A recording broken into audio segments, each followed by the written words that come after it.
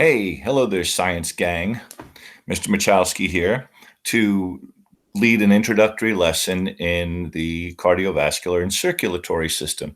Now, if you get your notes either printed out or get them on the screen where you can see them, this first part's just about the heart and the three types of blood vessels. So, the job of the circulatory and cardiovascular system is to get oxygen and food to all the billions and billions and trillions of cells in your body and to take away carbon dioxide and waste products that all the trillions of cells in your body make.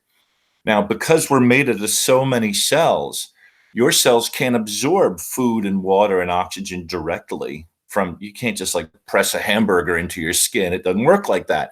So because we have a large body with a lot of organs, you've got these systems. So you eat food and drink water, and that's processed in your digestive system. And there are these tiny little blood vessels in your intestines that pick up all the nutrition and pick up all the water. And then through your bloodstream, it gets sent to all the cells in your body. In the same way, the oxygen you breathe into your lungs have a big network of tiny, tiny little blood vessels called capillaries that absorb the oxygen from your lungs. And because your heart is beating the whole time, it's sending this blood through your body all the time, and therefore all the oxygen and food gets everywhere. And also, your cells are cranking out carbon dioxide and other waste products, and those are being pulled out of the cells into the bloodstream, and the carbon dioxide goes to your lungs, which you breathe it out, and the waste products go to your kidneys, and your kidneys strain it out from the blood, mix it with water, and you pee it out. So when your heart stops beating, everybody knows that's bad, right? But the reason it's bad is when your heart stops beating, it's because then the oxygen can't get to your brain and all your other organs, and the nutrition can't get to your brain and all the other organs. And if you can't get that stuff, everything shuts down. Also, the impurities, the waste products aren't getting out. So when they say somebody, for instance, dies of heart failure, what they mean is the heart's become so weak that even though it's still beating, it's not beating strongly enough to get the food and oxygen to you and take the waste and carbon dioxide from you. Your body just can't take that. Now, I want to clear up a couple of misunderstandings. One of the things somebody always asks me is it true that your blood is blue on the inside until it gets oxygen? And the answer is no, your blood's always red. Otherwise, scary movies would have blue all over the walls when somebody gets killed by the monster.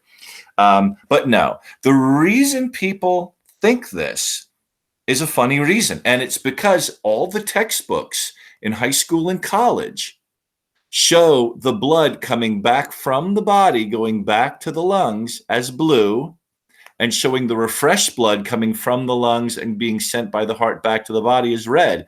They do that so that you will learn the difference between the veins bringing the tired blood back and the arteries bringing the refreshed blood to the body, and the veins bringing the tired blood back to the heart. But in the body, they all look the same. If you were a surgeon looking inside somebody, they look the same colors. They're kind of reddish brown. And the reason people say, oh, why do they look blue through my skin? That's just because of the color of the actual tissue of the veins, which is muscular, and the color of your skin, and it's just making things look purplish. But the blood inside you is always red. It can be a bolder, brighter red if it's got a lot of oxygen in it, but it's always red. Okay, so the first chart you get looks like this, and it's the path of blood through the heart. There are 4 chambers in the heart. There are 2 small chambers at the top called atrium, plural atria. The atrium is the entranceway into your house, or the big room in a shopping mall where all the waterfalls and plants are. It just means an entranceway. Blood enters the heart through the atrium, and the lower 2 are much bigger, thicker muscles. You can see the thick muscle walls in the diagram. They're called ventricles. So your heartbeat is always the 2 atrium squeezing.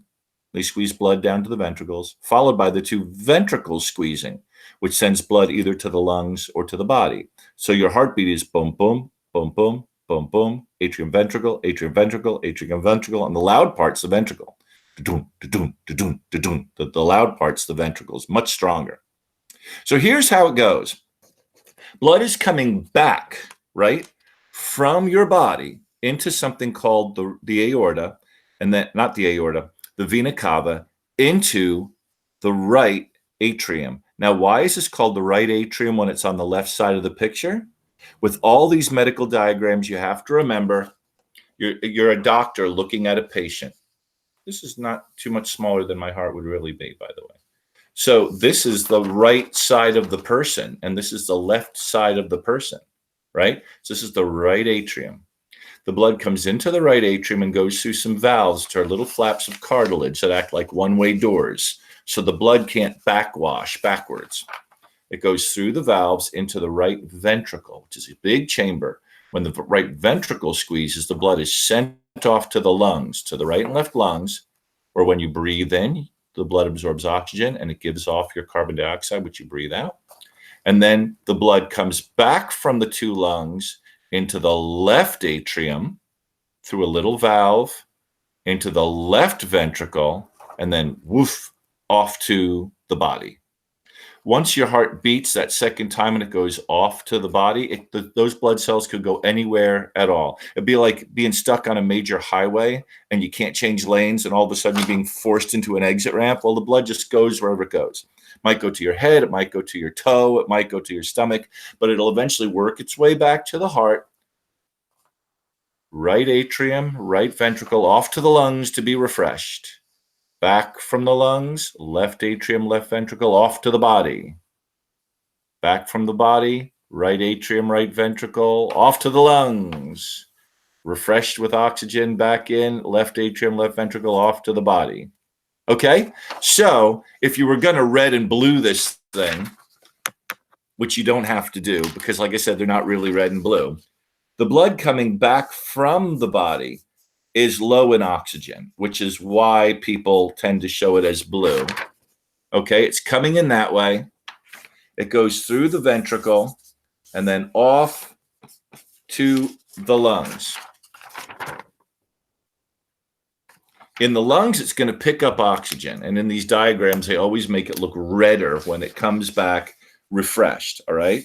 So it's coming back from the lungs, from here and here where I drew it pink, back from the lungs into the left atrium, into the left ventricle, and then off to the body. Okay, that's that part. The arteries, veins, and capillaries, the short version is the arteries take blood away from the heart. Arteries away, arteries away. And because the blood pressure is strongest nearest the heart, arteries have very thick walls to withstand high blood pressure. Now they branch like the twigs on a tree, smaller and smaller and smaller, till they get to tiny, tiny little ones called capillaries. And the capillaries feed every single one of your trillions of cells. And then the capillaries rejoin for their return trip into larger and larger tubes called veins. And because now the blood pressure is very low, your heart has enough strength to get the blood out to everything, but not enough strength to get it all back to the heart. So the veins all have valves in them, little one-way doors inside the tube that only let the blood return back to the heart. And every time you move your body or flex a muscle a tiny little bit, you squish the blood vessels a little bit, and the one-way doors in the veins send the blood further back to your heart, which is why if you stand still too long, your leg can fall asleep. It's because if you're not flexing your muscles, the blood is not circulating quite as well. So that's already more than I want to try to put on one video. So we'll leave it at that. Watch it, rewatch it if you need to, fill out those forms. I'll be sending you little review exercises during the week. Be healthy. Do what the governors say. The governors know what they're talking about. Bye-bye.